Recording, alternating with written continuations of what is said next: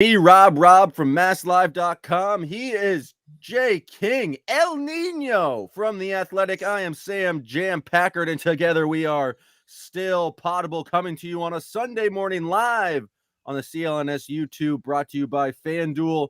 We are still Poddable, like I said, the best Celtics podcast. And if you want daily Celtics content ad-free, go to patreon.com/stillpoddable. We got a gauntlet of games coming up for the Boston Celtics, and still Poddable. We were giving you game recaps after every single game, and so it's the best place for Celtics content. Please sign up today, patreon.com/stillpoddable. On the weekly free version, we like to do a little thing. It's been a while since we've engaged in a good old-fashioned Poddable six-pack. That's where the fellas and I draft the six most important or most interesting or just six things that we want to talk about when it comes to the Boston Celtics. Now, I believe I'm an 8-time winner of the Poddable six-pack this season. There was a little chicanery where B-Rob tried to introduce a voting system into the Still Poddable chat. But much like the All-Stars, that counted for 25% of the vote, and then I get 75% of the vote. So I actually ended up winning that week, despite what the fans say. And because I won, I will go first this week. Then we'll go to B-Rob. Then we'll go to Jay. It's a snake draft, folks. Flip it back around for the second round. Then Jay, B-Rob, and myself. And so for the first pick in this week's Poddable six-pack, I'm going to play the role of the Debbie Downer. Maybe normally this is the B-Rob role of the podcast, but he's a little bit more negative than Jay and I.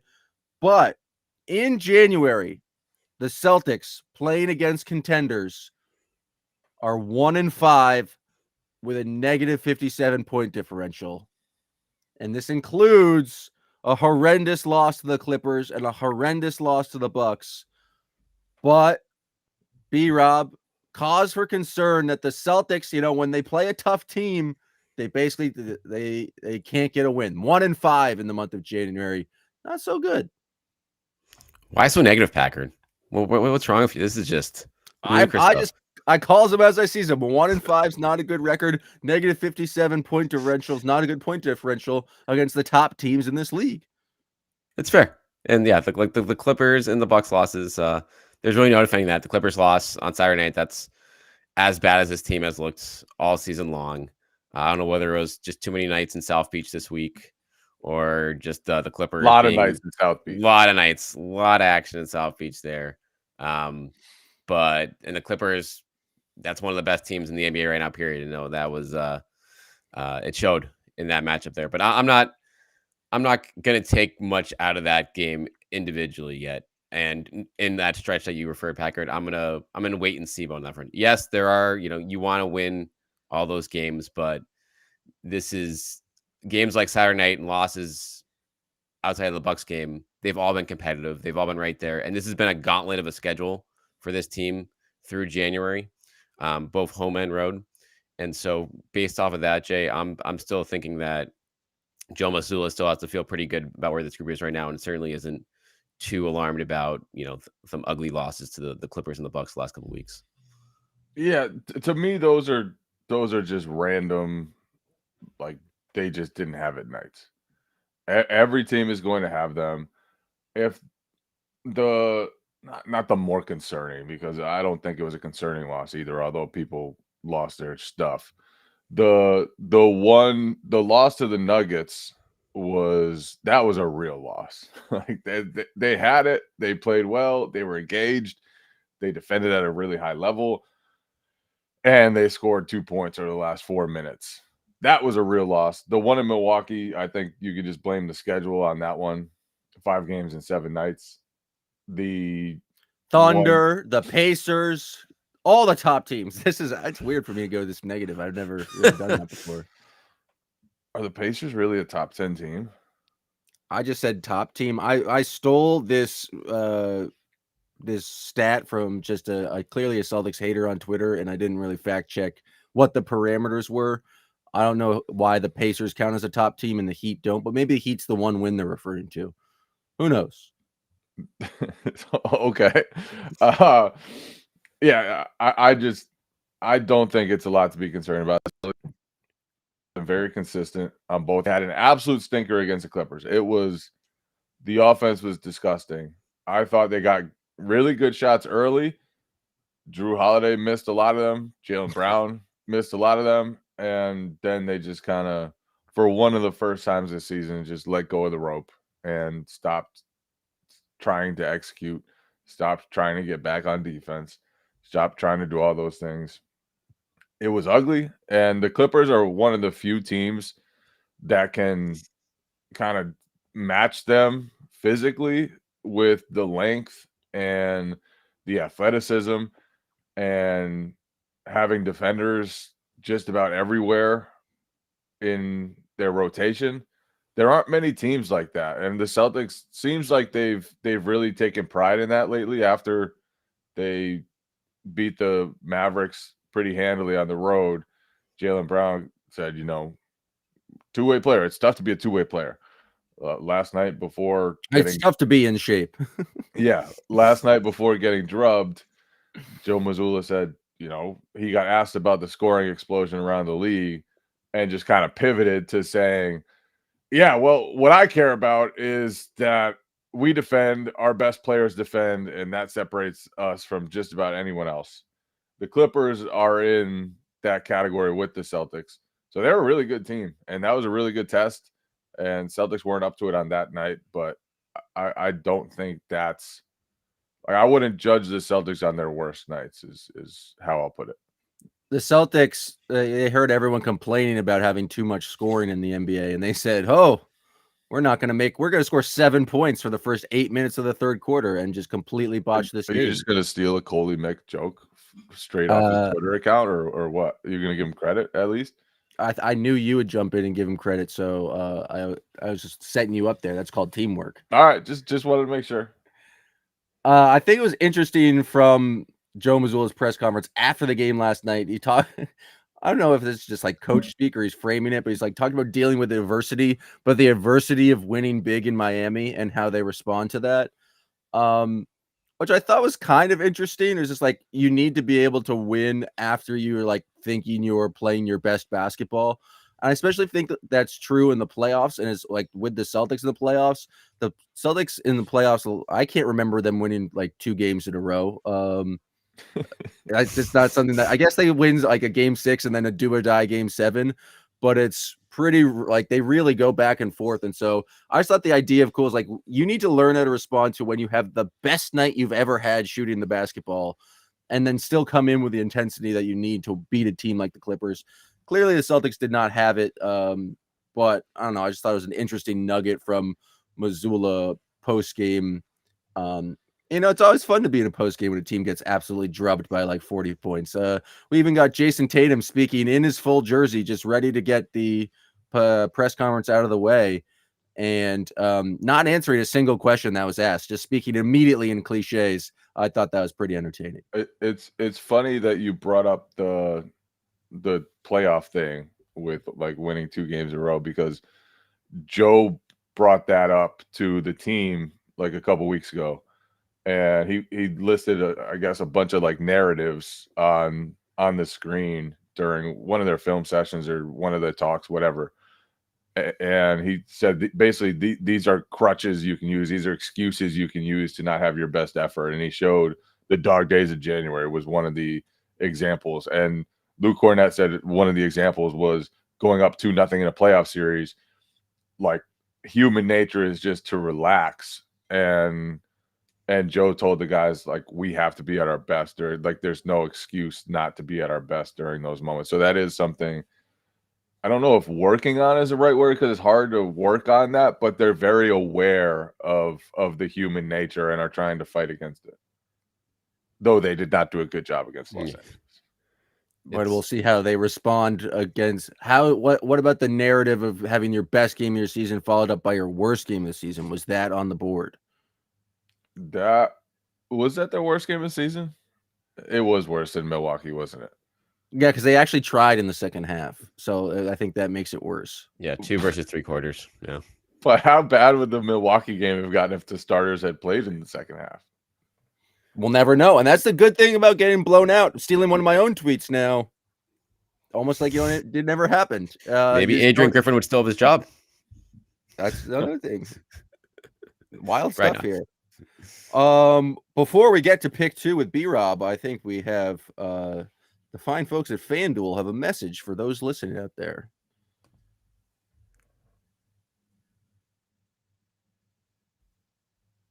Well, at least I thought they did. Oh, stand by.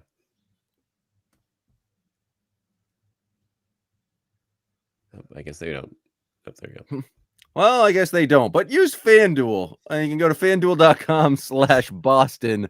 You get $150 in bonus bets. You guys know what FanDuel is. It's the place you bet on sports. And so if you want to, use FanDuel.com, $150 in bonus bets. You got Championship Sunday coming up in the NFL. You got the Super Bowl. They got prop bets, same game parlays, all the things you want, including NBA, NFL, NHL. Bet on hockey if you want to. But that's where you want to do it. FanDuel.com. Super Bowl's coming up soon. I just said that. I'm just saying it's coming up soon though. That's in 2 weeks. It's in 2 weeks, the day after my birthday. So maybe for my birthday, I'll sign up $150. Do it all on prop bets. I'm going under on how long the Niners versus the Ravens. That's just a football prediction I'll throw out there. I'm going with the Lions and the Ravens for our guy Suichi. I want to see Suichi have Super Bowl fever. See, I want to see Suichi have pain. I want to see. Is there a bad guy? I love Suichi, but I want to see him feel bad. I'm not going to root for a team just because somebody else does. That's not what I'm in this for. I'm in this for tears, anguish. So you're rooting for a team specifically because they're playing the team Suichi does. I find it mildly pathetic, at least, that Lions fans are acting like 2 playoff wins is the greatest thing that ever happened in the history of the entire world. But it literally is the greatest thing that's ever happened in the history of their franchise. They have not won a home playoff game since Suichi was born. Yeah, you know what I used to call that? Every January of my entire life. I'm aware. So yeah, but do you know what the Chiefs call that? Every January now, with Patrick Mahomes.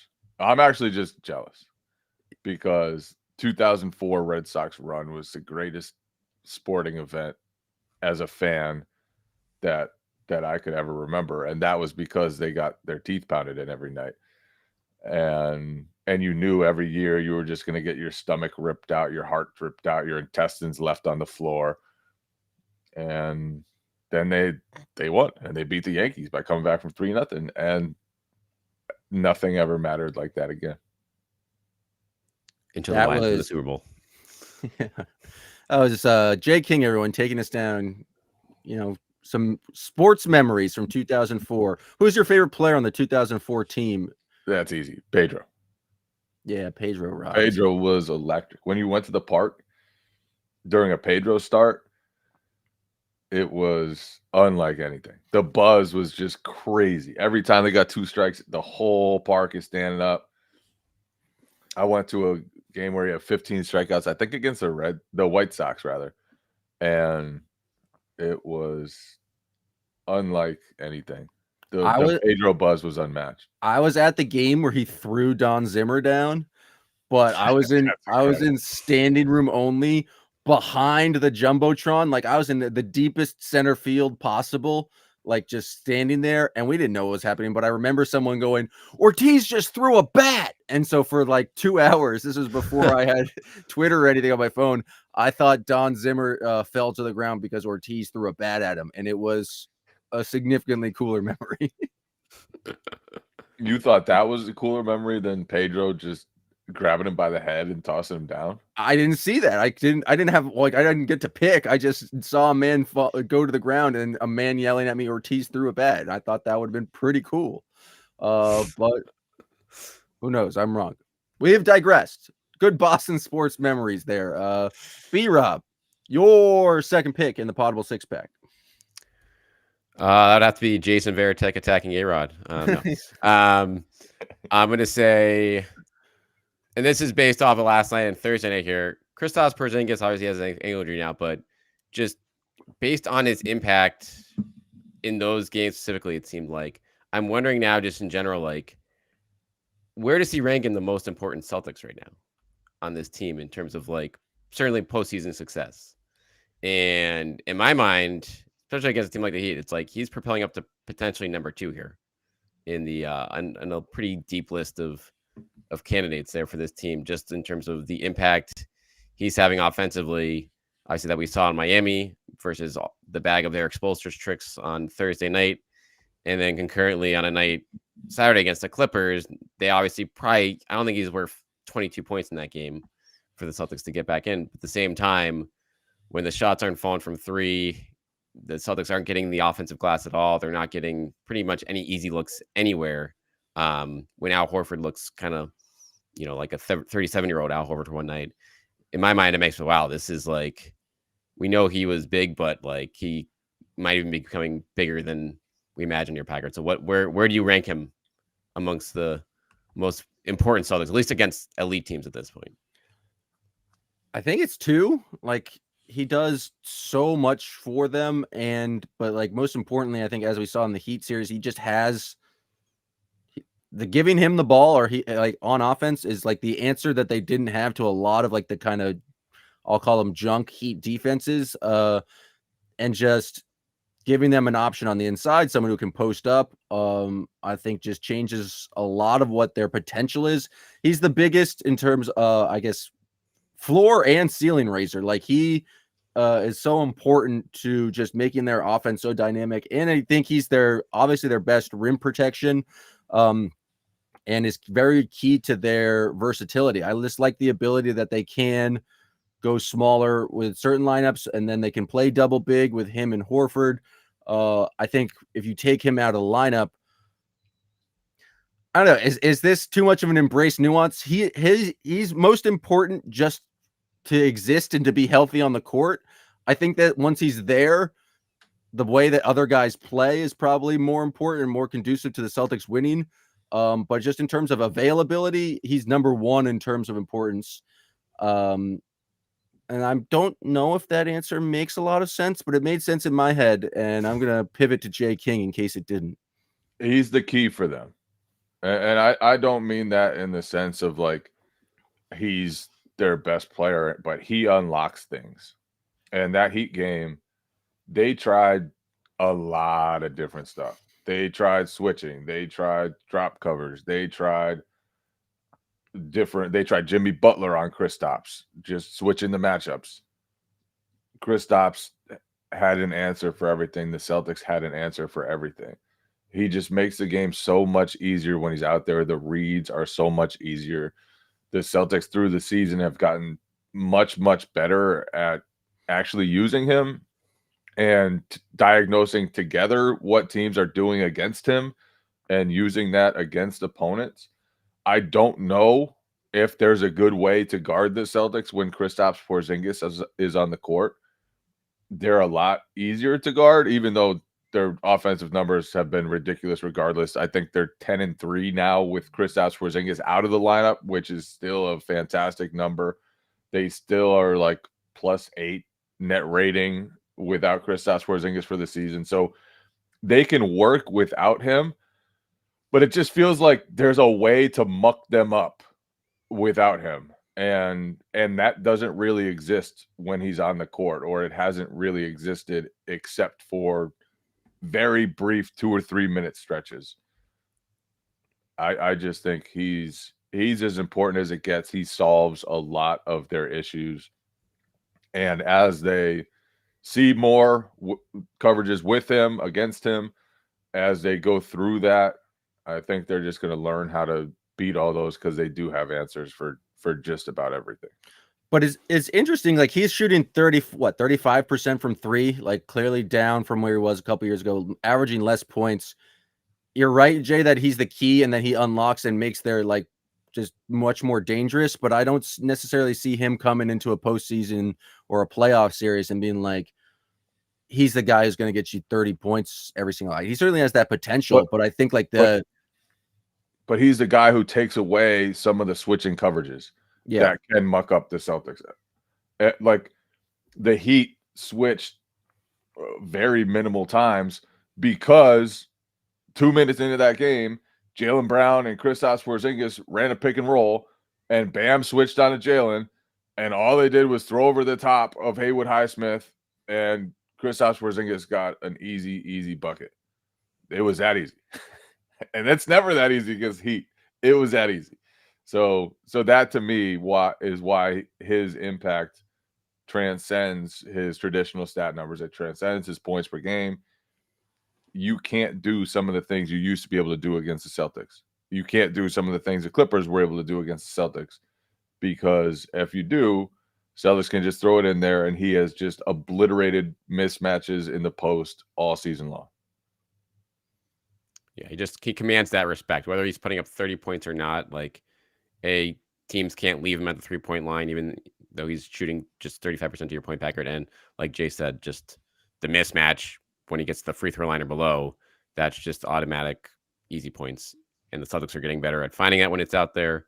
And so, yeah, like on a night like Saturday night where a lot's not going well on the perimeter, like that could have been an easy outlet for them, maybe gotten their offense on track. But when he's not out there, it looks a lot like it did the second half of last season, where it's just the shots aren't falling. There's really not a lot of easy alternatives to get the offense going. And that's what Brad Stevens tried to fix for this season. And we'll see again if he's healthy when it matters most. That's obviously going to be as big as anything for this group as the season goes on. Speaking of Brad Stevens, I saw him last night. He still knows my name. So wow. Pretty cool. That's pretty cool. Big day. Did he call you GM or Sam? Sam. I'd feel real weird if he called me Jam. Jay, you have the pick, the third pick in the Poddable 6-pack. So we're doing from this week, right? Jay, there's sometimes no rules. you switch up the rules. Sometimes you switch up the rules and you go full season. Sometimes there are no rules and you can just say whatever you want because it's your podcast. Jaylen Brown's performance against Dallas, I just loved the way he played against Dallas. He was picking up Luka Doncic full court. He was attacking Luka. He got pretty nasty about Luka after the game, saying basically like it's hard to play like that, to play both ways, to pick up and score and do all those things unless you're in great shape, which seemed like a shot at Luka. He didn't say it was a shot at Luka. Didn't explicitly state that, but it sure seemed like a shot at Luka. And I just thought if he plays like that with the intensity, then that separates the Celtics, because he's just at a different level defensively now. He's taking on the challenges. The Miami game too, Jimmy Butler's first touch, Jaylen Brown is in his shorts 75 feet away from the basket, making him work to dribble the ball up court. All that stuff matters, and it's really hard to do that every night, but Jaylen has found a way to find that energy most of the time. I didn't think he really had it against the Clippers. I thought there were opportunities when he could have picked up James Harden and made things more difficult for that offense, made it tougher for them to get into things. But for the most part, Jaylen has really, really, really taken that challenge. He was bad against the Clippers, though. Man, he was bad. So the shot he took when he just drove to the left, and I don't know what he was doing. He just kind of launched up some nonsense, didn't even come close. He and Drew Holiday did some kind of baffling things in that Clippers game. But that's okay, because my pick here was the Dallas game when Jaylen was just doing everything right. Yeah, it was almost jarring just how bad he was in that Clippers game, because he has been so good for the last, I'd say, 2 months. I mean, he had kind of the rocky start to the season, but it's been consistent as hell on both ends of the floor, along with like bringing up his games and like times like we saw in that Dallas matchup you mentioned. So it's this team is going to have stinkers here and there, but the fact that his consistency has been where it's at, and on both ends of the floor, is huge for this group. And especially after the contract he was given here, for him to just like still propel himself up another level afterwards, despite having to kind of make himself fit in around a bunch of new parts here, as in the supporting cast, and really just building like probably the best connection with Porzingis at anyone on the team right now. That's again bodes really well for this group. When you look at especially as the schedule lightens up here, he might be able to really just thrive even more. Yeah, I mean, the power of cookies and cream, I think, is pretty dynamic. I also just want to mention, we're talking about that Jaylen performance in Dallas. Him calling for the video replay person to be fired, I thought was fantastic. I thought calling for another man's job is hilarious when they're showing the replay of you dropping Luka Doncic to the floor. I thought that was fun. And so, did you guys see the follow-up on that, by the way? I think Tim McMahon, I want to say on the Hoop Collective podcast, said the reason that replay was shown was Mark Cuban called for it from the floor because he thought it was a push-off in real time. So Mark Cuban should be fired. So I don't know if he called for it or he was calling for a review of the play. Right. Or exactly. So he made an indication that he wanted to see a replay. Yeah, right. Like, and then thought it must have been a foul. And it was bad interpretation by the Jumbotron operator. Yeah. You gotta know on those ones. Hey man, if the owner of the team is doing the review sign, I'm running that video every single time. The best employees are willing to stand up for their own stance. I never said I was the best employee. I said I was a coward to the billionaire who signs my paychecks. Sometimes you gotta say no. Sometimes you gotta say yes, Jay King. Say yes right now with your. Oh wait, before we get to your pick, let's hear from me talking about Factor. Started on your resolutions with Factor, so you're ready for the new year. Factor's ready-to-eat meal delivery takes the stress out of meal planning and sets you up for success in the new year. Skip the grocery stores, prep work, and cooking fatigue. Instead, get chef-crafted, dietitian-approved meals delivered right to your door with over 35 meals to choose from per week, including options like keto, calorie smart, vegan plus veggie, and more. Plus, over 55 weekly add-ons. You'll have a ton of nutritious and flavorful options to kickstart your New Year resolutions. Factor is cheaper than takeout and much better tasting food. So if you just want that occasional meal, or if you want to plan your entire week, you can go to factormeals.com/winning50 and use code winning50 to get 50% off. That's code winning50 at factormeals.com/winning50 to get 50% off. It's an absolute steal. That is factormeals.com/winning50 with promo code winning50 and you get 50% off. Welcome back to Still Poddable, the best Boston Celtics podcast. If you want more, go to patreon.com/stillpoddable. Become a kid, a god, or legend today. Again, we got 3 great games this week, and we will be having recaps after all of them. And if you want to listen to those, patreon.com/stillpoddable. We are midway through the Poddable 6-pack. We've made 3 great picks, some of us better than others.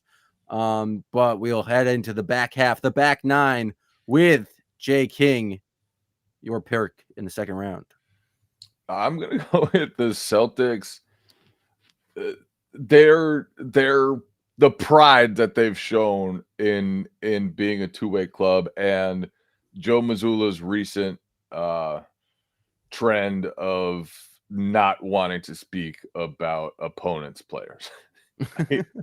he it's kind of funny. Like, he came into the press conference after the Spurs game and announced, like, I do not want to talk about Victor Wembanyama. Don't ask me any questions about him. And it wasn't disrespectful. He wasn't meaning to be disrespectful to Wembanyama. He just genuinely doesn't want to answer questions about a player on the other team, which is kind of annoying as a writer who sometimes needs quotes about players on the other team. But we asked him about it. He was asked about it in Miami, and he said, basically, I have everything I need to win in this locker room. I want to talk about the 17 guys on my team. I don't really care about what's going on with anybody else. And that's kind of He's got an attitude this year. He's got an attitude. The Celtics have an attitude. They have made comments recently, kind of shitting on other teams for their best players not playing defense, and I'm here for it. I'm here for it. It kind of reminds me of a far watered down version of Michael Malone in the playoffs last season, when Michael Malone was just taking shots at D'Angelo Russell. He was just telling it like it was. He was proclaiming for everyone to hear that the media wasn't talking enough about the Nuggets. When the Nuggets won game one, but Rui Hachimura guarded Jokic kind of well at the end of like what was otherwise a blowout game, he said, I don't know why you guys are talking about that when we won the game. Like, you guys are all talking about this stupid adjustment when Nikola Jokic is not going to be guarded by Rui Hachimura, guys. Like, this is not going to work long term. And to me, Michael Malone did all of that because he knew that his team was going to just kick ass. He had total faith that his team was going to mutilate every opponent. He did not care about ruffling somebody else's feathers, because at the end of the day, his team was going to cash his checks. And the way that the Celtics are talking kind of reminds me of that. I don't know if they quite have the same belief that Malone did in his team. I don't know if they will pay off that belief at the end of the day, but they're getting spicy. They're getting a little spicy, and they're getting proud. And you can tell they're just like peacocking a little bit. And maybe they peacock too much, and that's why they got drubbed by the Clippers.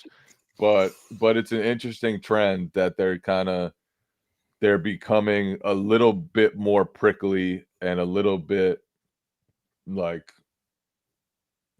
just pounding their chest, letting everyone know that they're pretty fucking good.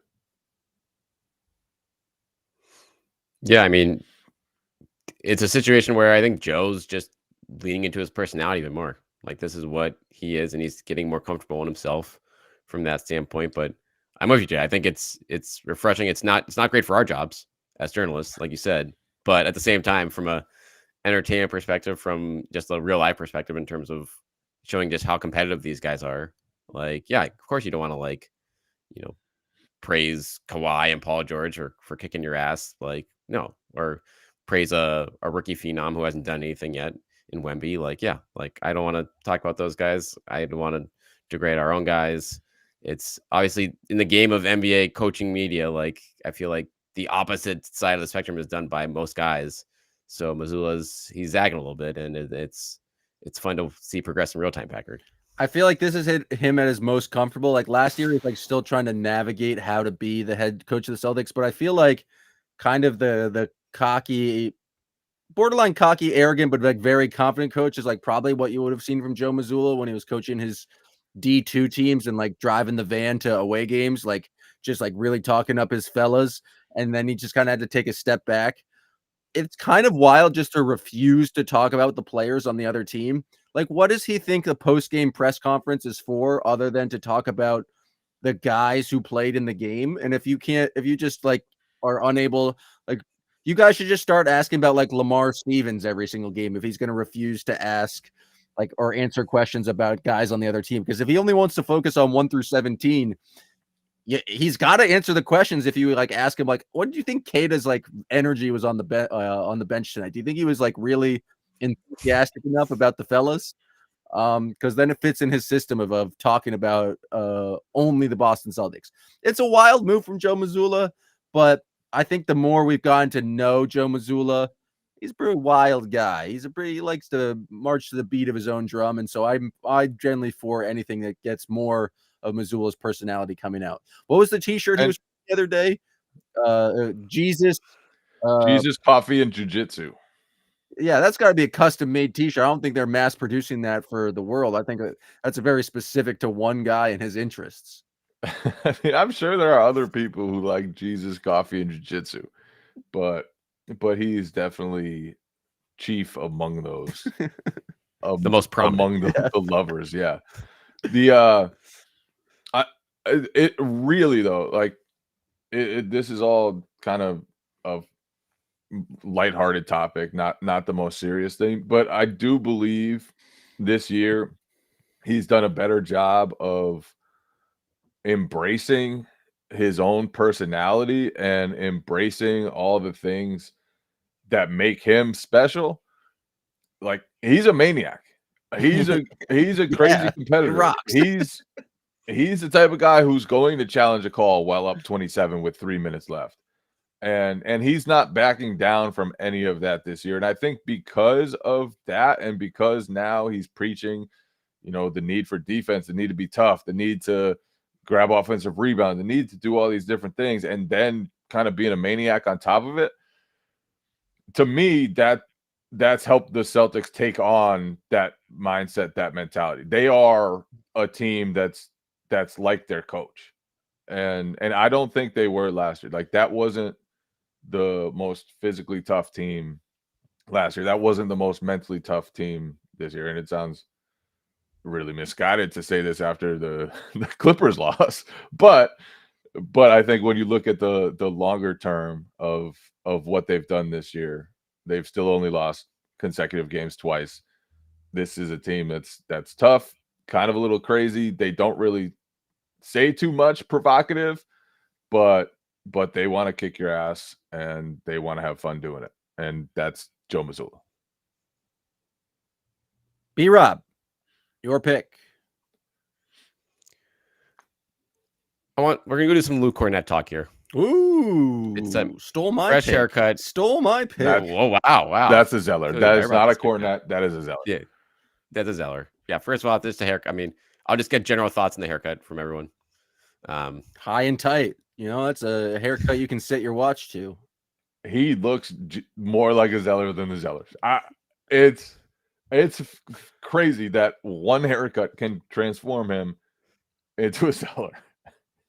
I have no other response. It's crazy to me for him to get a haircut after he has one of his most dominant offensive performances of the season in Miami. It feels like you keep that hair, but maybe that's just the mentality of Luke Cornett. He doesn't believe in the superstition of a haircut affecting your game.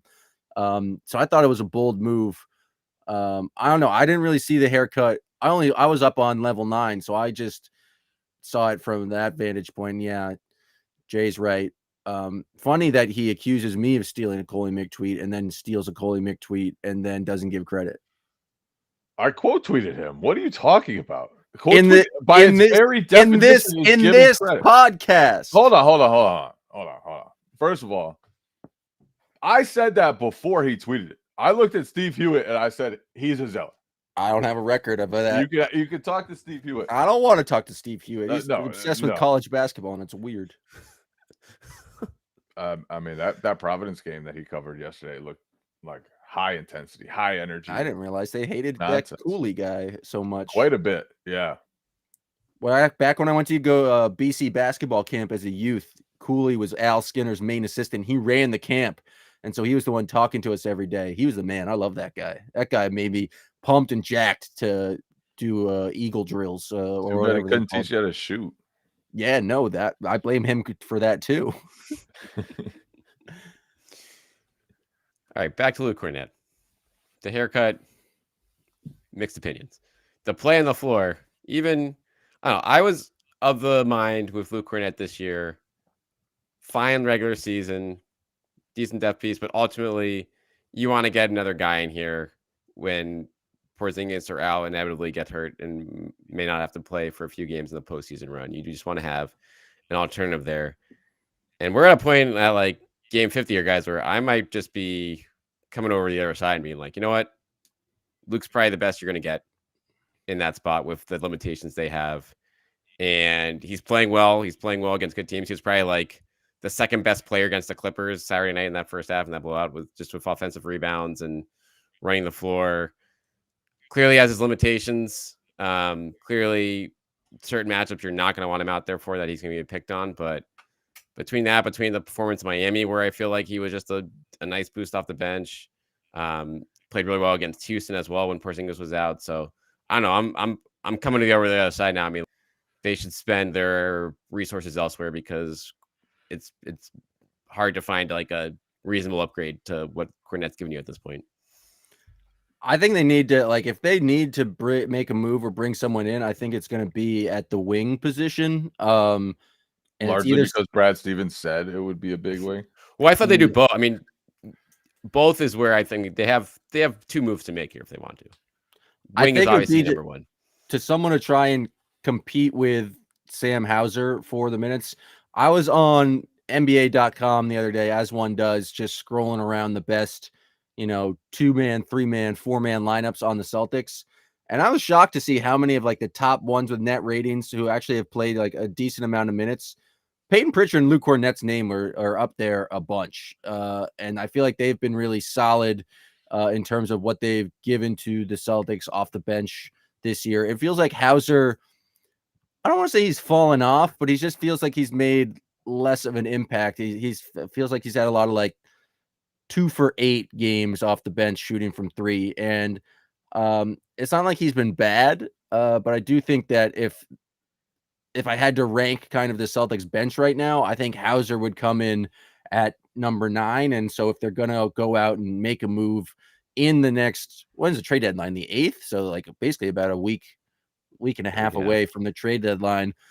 It's someone to come in and kind of threaten those Hauser minutes. It's going to be hard because I don't think you're going to be able to get a guy who's as good defensively as Hauser or approaches his 3-point shooting. Like we see, they just have a bunch of wings on the roster who can do one or the other. And so I think Hauser right now is the best mix of them. But I just was impressed by how well, I think statistically, at least, and just in terms of those net rating and those lineups, how well Pritchard and Cornette have been impacting the game. That being said, like a lot of those lineups that they are in also came with Jason Tatum and Drew Holiday on the court. And so it's not like those two guys are dominating games, but I think they're playing their role very well. And I think if there is a spot to upgrade, it's the big wing, spot that, Brad and I were talking about in TD Garden last night.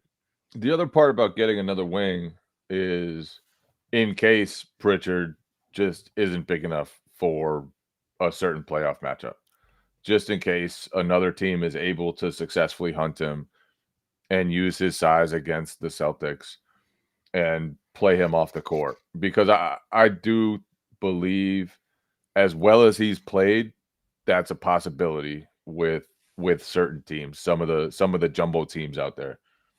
So it won't necessarily happen. He's shown a lot of competitiveness, a lot of toughness in those matchups. He's, it's fun to watch him try to guard, Kawhi or whoever else, Jimmy Butler sometimes, like just some of those bigger guys. It's fun to see him dig in and try to give them hell.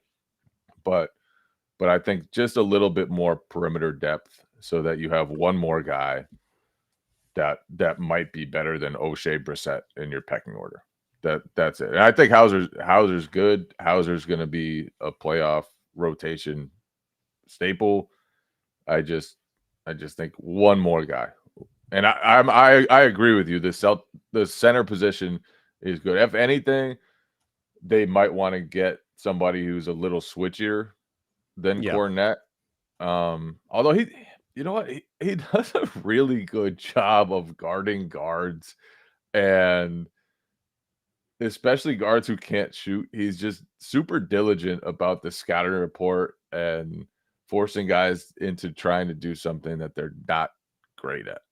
So and they don't shout really out to Luke Cornette or Luke Zeller. They don't really switch with him because they just know that like that's not a thing. Like they're so much more comfortable throwing Horford out there on a switch.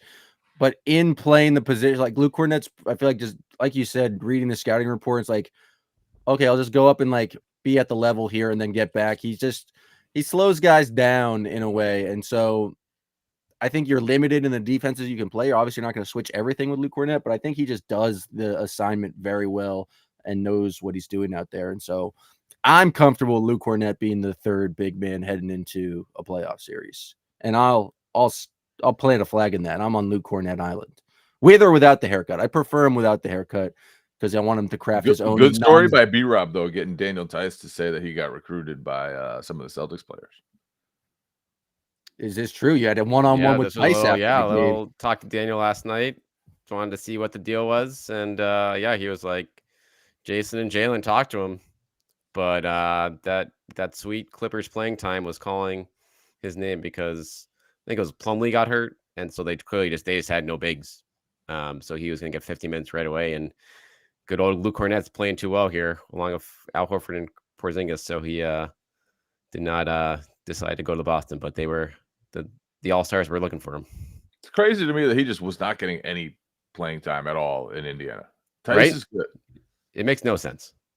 And yeah, he was fired about it, but good on him. Good on his agent for getting out of there, early there when I don't know whether they just negotiated that buyout once the Clippers guy got hurt, and then they just made that call and said, all right, give up all your money. We're going to take you here. But it's worked out well for him. He looked great last night. And yeah, that's probably the guy that you could argue would be the upgrade over Cornette if they could have gotten him, but they didn't. And so now they're where they are.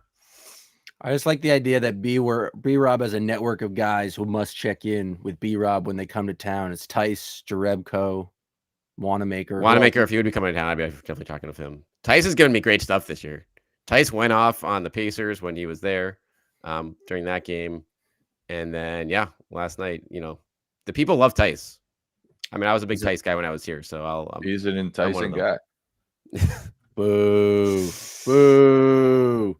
Boo. All right, last pick. This is a tough one. I was going to go negative again, but that feels bad. Do it. I'll just say honorable mention. Honorable mention. Can Derek White be a little bit more consistent scoring the basketball? And there's a lot of talk about him. The JJ Redick curse. Yeah, there's the JJ Redick curse, but I know Dallas they won, but there's a lot of games more recently on his, if you look at his game log, where it's 7 points, 9 points, 6 points here. Only 15. I don't know. I said I wasn't going negative, so that's just an honorable mention. I don't want to talk about people not scoring.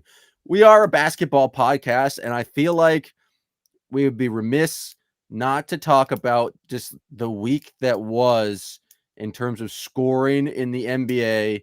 You had Joel Embiid 70, you had Luka 72, was it?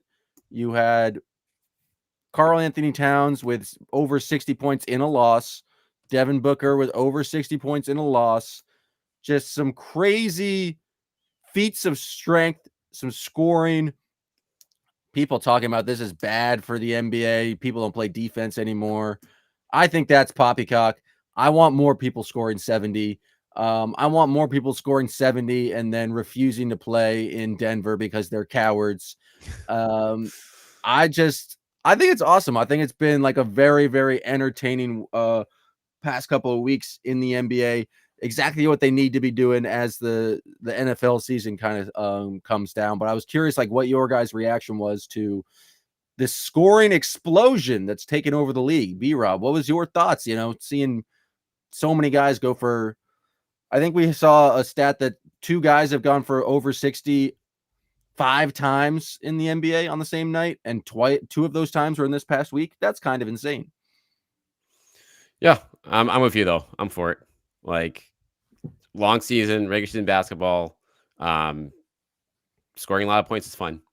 It's why pretty much all where you're NFL, NBA, whatever, any kind of changes have gone towards the offense's way because that's more entertaining basketball than a 70-68 slugfest that we saw, a lot of 15, 20 years ago. But Luka's crazy, Booker, obviously, Embiid. It's pretty good stuff. I don't know, maybe Towns was objectively the funniest one though. Right, exactly, and that's the best part of it. That's such a good point. He had 62 points, and then they didn't play him for all of crunch time, and then his coach basically just shitted on him in the post-game press conference after he scored 62 points. It was incredible, and they lost to the Hornets. Gave up, I believe, it was an 18-point lead shortly before the fourth quarter. It was magical to have 62 and still be the target of your coach's rant after the game. Is just magical. And Anthony Edwards, And Anthony Edwards just being like, yeah, we were totally immature. Towns was points hunting. We got out about everything we were trying to do. It's called out by everyone pretty much in the locker room. I think Chris Finch had to come back like 2 days later. Is like, I was so sorry, Carl. I should have celebrated your 62 points more, but I was furious in the moment because we just lost to the Hornets. Which is reasonable, totally reasonable.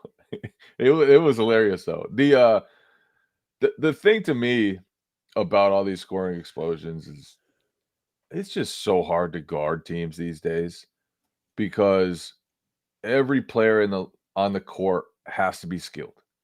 Almost every player on the court can shoot 3-pointers, which makes it so hard to guard. It makes it so hard to double team. Like if you double team Luka, you're just saying somebody else is going to have an open three. And we hope that he misses an open three because Luka's going to make the right play. And you're kind of screwed no matter what you do. So it's impossible to guard teams these days. Certain teams don't do a good job of it at all. The bottom defenses are just horseshit this year. The Hawks, the Hornets, the Wizards, I don't even know who else, but the bottom of the league, the defenses are just so ill-equipped. Portland to guard. Yeah, Portland, so ill-equipped to guard the best attacks, and it's really hard to guard these days. Like everybody has hitters everywhere, and it's fun to watch. Probably not as fun to defend, but the talk about like there's no defense, I don't think that's the case at all. I think guys have to work harder defensively than ever before because you have to guard every inch of the court, and if you're a little late on a rotation, you're going to get burned. It was a lot easier when guys were trying to shoot like 14-foot jump shots and you didn't have to guard nearly as much of the court. You didn't have to be running around chasing Steph Curry or whoever, nearly half court. It's hard to play defense now. It actually makes it defense more important because you need to be in the top like echelon of the league if you're going to like compete. Like the Pacers have the best offense in the league, pretty much an average defense. I think they'll be a fun playoff story, but I don't think they're going to win a playoff series. The Milwaukee Bucks just fired their head coach. They had the second best offense in the league, but they had the 10th best defense, and it just wasn't good enough. And so I think it makes it like, yes, scoring is, I guess, easier at this point. You just have many more talented players, but that much more valuable to have a team that can somewhat slow teams down. And I think we saw that with the Clippers last night. I think we see that night in, night out with the Celtics. But just it makes defense that more important because if you are a team that can slow a team down, especially in the half court, especially in the playoffs, I just think it makes your playoff chances, your ultimate hopes of a championship that much more likely. And it's why I think the Celtics are in a pretty good spot here because especially when they have their full lineup in, they're one of the teams that can drop. I don't think anyone, what do you think is the most anyone on the Celtics is going to score this year? Has it already happened? What's the season high this year? Jaylen? Did Jaylen 45? They've had 245 balls. I don't think they're talented. I think they're not singularly focused enough on one guy for any one guy to get up to 70. Because when they're really scoring, they share the ball and everyone shoots threes. But I do think, no, my microphone fell over. I caught. Back to Derek White though. Oh, you want to go negative?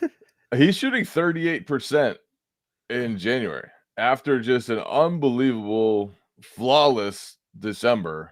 He's really come back down to earth offensively, efficiency wise, and on nights when he and Drew Holiday both aren't shooting well, it makes it tougher for Jason Tatum, for Jaylen Brown.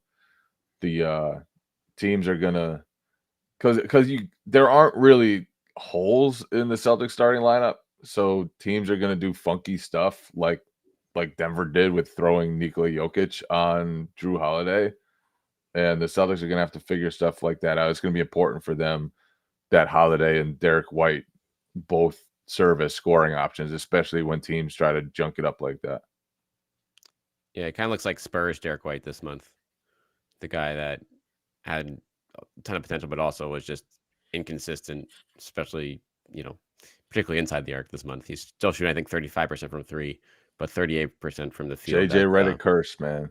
It's That's lingering, a it real seems thing. like. So would making the All-Star game be bad for him? It seems like anytime he gets a little bit of hype or publicity, then he starts playing. I think the All-Star game stuff is probably out the door. Do you think Kristaps was going to make the All-Star game? I mean, it might not be. I could be wrong, but he has not had the best last month. Injury replacement. That'd be probably his best chance. Probably for honestly both those guys. I bet. We'll finish on this. Who's more deserving of an All-Star team, Kristaps Porzingis or Derek White? Ooh, Derek White. He's played. Yeah, I'm gonna say White. Way more games. You're a big games played guy. You just told me he shot 38% for all of January. That's your All-Star, and you told me Kristaps Porzingis was the key to everything. It feels like you guys are talking out both sides of your mouth.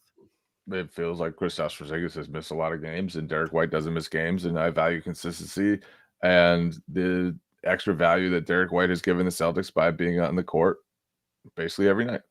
But Kristaps is the key to everything and is the most important player on the Celtics at the same time. Are you going to repeat that again? Just say it again. It's not the most important player game. It's the All-Star. Say it a third time. Kristaps Porzingis is the most important player for the Celtics, but he's not an All-Star. I did not call him the most important. I said he unlocks things.